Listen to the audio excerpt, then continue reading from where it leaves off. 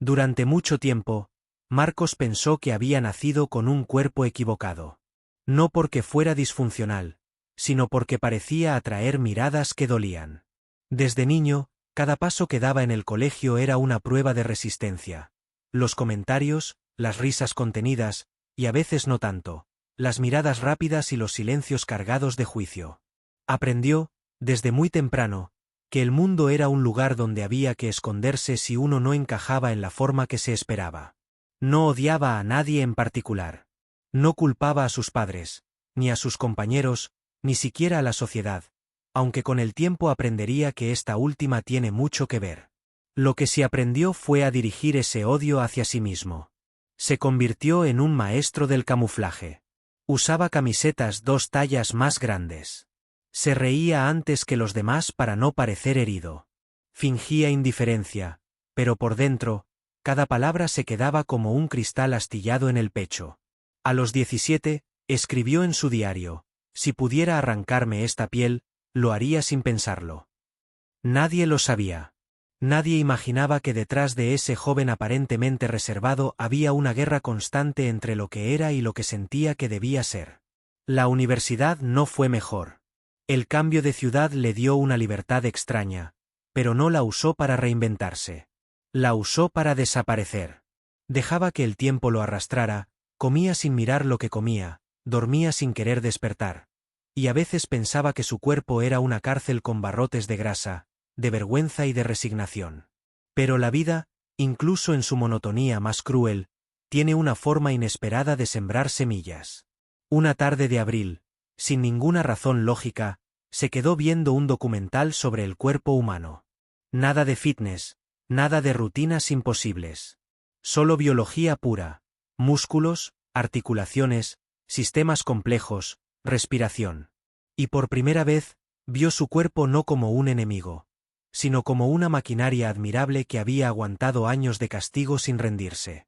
No fue un cambio de un día. Fue una sospecha, apenas un murmullo. ¿Y si mi cuerpo no es el problema? ¿Y si soy yo el que no ha sabido escucharlo? Empezó con pequeños gestos. Salía a caminar por las noches, cuando no había gente, cuando la oscuridad lo abrazaba. Sentía el aire entrar en sus pulmones y pensaba en eso como una victoria. Luego vinieron las rutinas en casa.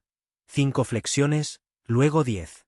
La primera vez que logró hacer una sentadilla sin temblar, se rió solo, como si acabara de descubrir un superpoder. Estudió. Leyó todo lo que cayó en sus manos. Aprendió sobre metabolismo, sobre hábitos, sobre la diferencia entre comer por ansiedad y comer por nutrición. Empezó a ver su cuerpo como un aliado, como un niño que había estado pidiendo ayuda durante años, y al fin alguien le prestaba atención. Los meses se volvieron años. El cuerpo cambió. Sí. Se volvió más fuerte, más ágil. Pero lo que realmente se transformó fue su relación con el espejo. Ya no bajaba la mirada al pasar por uno. Lo enfrentaba. A veces sonreía. A veces solo respiraba. Pero ya no se escondía. Un día, sin darse cuenta del todo, Marcos cruzó un umbral invisible. Su historia dejó de ser solo suya. Gente de su entorno comenzó a preguntarle cómo lo había hecho. Y entonces entendió algo más. Que el dolor que había sentido no era único, que había otros como él, peleando en silencio, creyendo que estaban solos. Se formó como entrenador personal.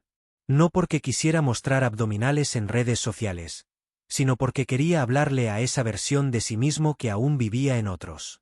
A aquellos que pensaban que el gimnasio era un templo prohibido. A quienes creían que la autoestima era un lujo de unos pocos. Hoy, cuando entra a una sala llena de personas que buscan cambiar, no les habla de cuerpos ideales. Les habla de reconciliación. De paciencia. De amor propio como resistencia. Les cuenta, sin avergonzarse, que él también lloró frente al espejo. Que también quiso desaparecer.